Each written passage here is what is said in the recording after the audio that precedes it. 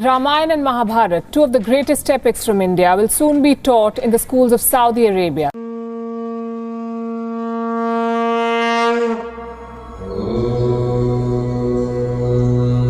Saudi अरब ने अपनी टेक्स्ट बुक्स और करिकुलम में महाभारत और रामायण को शामिल कर लिया है। वाह भाई वाह। सनातन 50,000 साल के इवोल्यूशन से बना है। जरा सुनिए। कथा है पुरुषार्थ की, ये स्वार्थ की, परिमार्थ की, सारथी जिसके बने श्री कृष्ण भारत पार्थ की।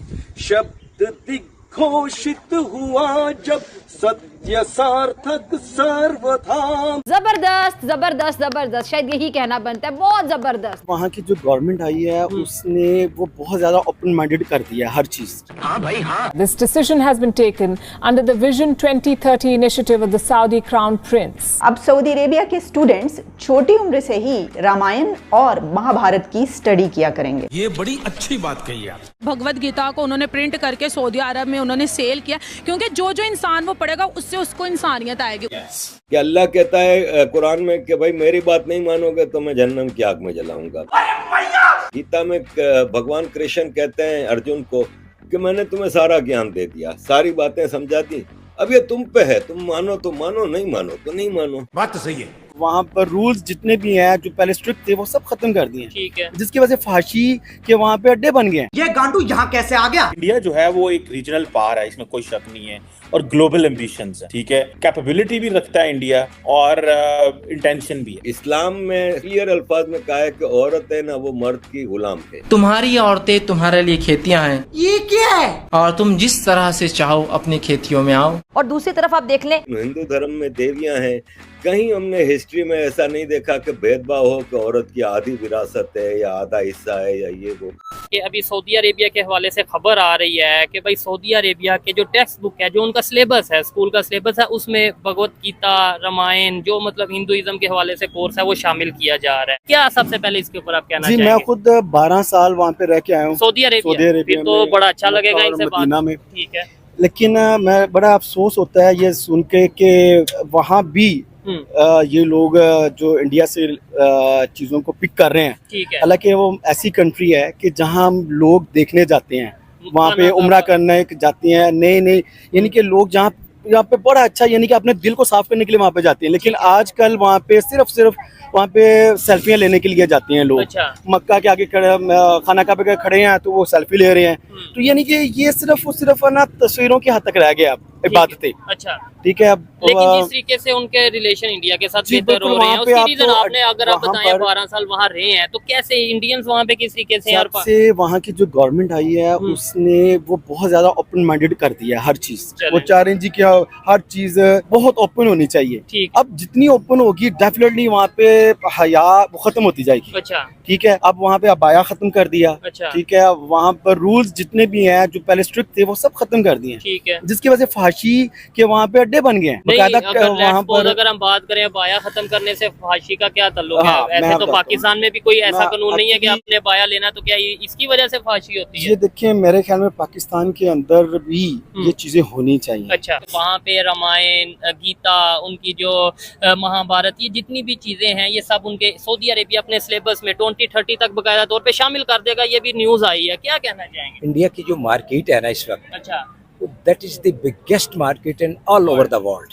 ट्रेड में आपने देखा है कि इस वक्त इंडिया जो है पूरी दुनिया पे छाया हुआ है, इसमें कोई शक नहीं है। समझ गए? अच्छा। मैं एक मिसाल आपको देता हूँ कि I am deputy collector in customs.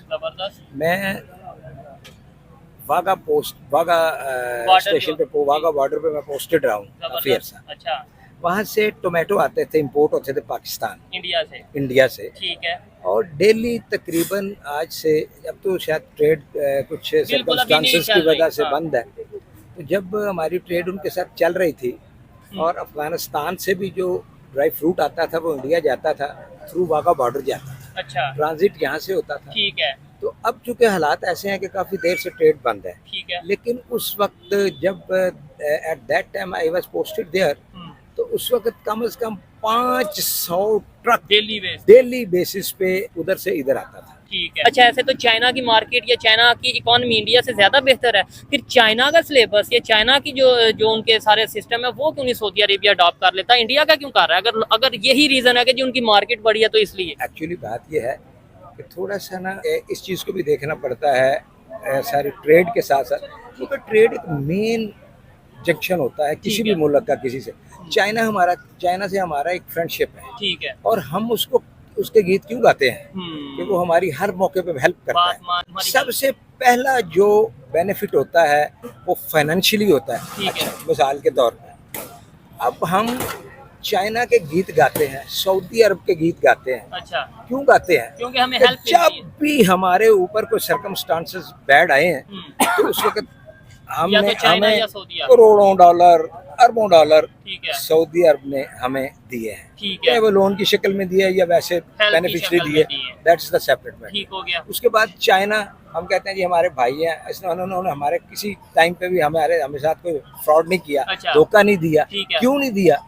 कि जब भी हमारे, आई एम सॉरी टू से but I am speaking the truth, इसमें मुझे कोई मुजाहिका नहीं है कि मैं कोई ऐसी बात करने लगा हूँ कि जिसमें हमारे मुल्क की बदनामी हो। अच्छा, हम तो बदनाम पूरी दुनिया में हो चुके हैं। हाँ भाई हाँ। वो क्यों? We are beggar in front of all over the world. Saudi Arabia ये कल्चर, इंडियन कल्चर अडॉप्ट करता नजर आ रहा है, आपको नहीं लगता कि ऐसे वो घुल मिल जाएंगे, ऐसे वो मतलब यह है कि दुनिया के दूसरे कंट्रीज, दूसरे कल्चर्स के साथ मिल के पूरा एक जो सा वो अपने इकोसिस्टम को बेहतर कर लेंगे? देखें, पाकिस्तान से सऊदी अरब को कोई फायदा नहीं है। अच्छा, इकोनॉमिकली पाकिस्तान उसको कुछ नहीं दे रहा। ठीक है। अगर हमारी कोई ट्रेड वहाँ हम कोई एक्सपोर्ट कर रहे हैं वो भी नहीं हो रही, तो वो भी मेरा ख्याल है कि अब पहले अगर 100% थी तो अब वो 10% रह गई है। ठीक हो गया।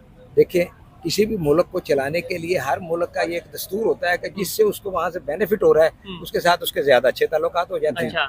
अब आप देखें, मोदी साहब गए थे वहाँ, ठीक है, ऐसे ही है, और ये फ्यू मंथ्स बैक, ठीक है, तो वहाँ मैंने वो देखा है नेट पे कि उन्होंने उनको रेड कारपेट पे उनका इस्तकबाल किया, प्रोटोकॉल दिया। ठीक है, उन्हें हाईएस्ट सिविल अवार्ड भी मिला वहाँ। ठीक है, और वहाँ उन्होंने जनाब सलमान साहब जो सऊदी अरब के फरमारवा हैं, ठीक है, उन्होंने सऊदी अरब का सबसे बड़ा जो अवार्ड है, सिविल अवार्ड है, वो उनके गले में पहनाया उन्होंने अपने हाथों से। ठीक है, और उसके बाद उन्होंने हम यहाँ पे नारा लगाते हैं मोदी का जो यार है वो गद्दार है या वो मस्जिद तो देखे ना, हमारी कायनात की सबसे बड़ी मस्जिद नबी वहाँ है। हमारी वहाँ 100 मस्जिदें भी बन जाए तो उसकी कोई बात नहीं है, क्योंकि वो भी मुसलमान है, भी मुसलमान। ठीक है। अब देखने की चीज ये है कि उन्होंने एक वहाँ बहुत बड़ा मंदिर बनाया है। हाँ, बिल्कुल। और उसकी सऊदी हुकूमत ने परमिशन दी है। यूएई में वो मंदिर, लेकिन मेरा मकसद कहने का है कि टेरिटरी तो एक ही है ना। अब उसमें उन्होंने उनको बाकायदा इजाजत दिया, और उसका बाकायदा जब वो हुआ है, जो इसकी इनागुरेशन हुई है, उसमें जनाब उनके यूएई के बहुत बड़े जो टॉप क्लास रूरल्स थे वो उसमें शामिल हुए हैं। और यहाँ से इंडिया से मोदी साहब वहाँ गए। नो डाउट, और उन्हीं दिनों मैं भी वहाँ पे था, मैंने वो वहाँ पे गया, मैंने वो कवर किया। इनकी वही आ रही है कि जहाँ ट्रेड होते हैं ना वहाँ पे कल्चर भी एक्सचेंज होता है, और मेन चीज यही है कि आपने खुद को कैसे प्रमोट करना है।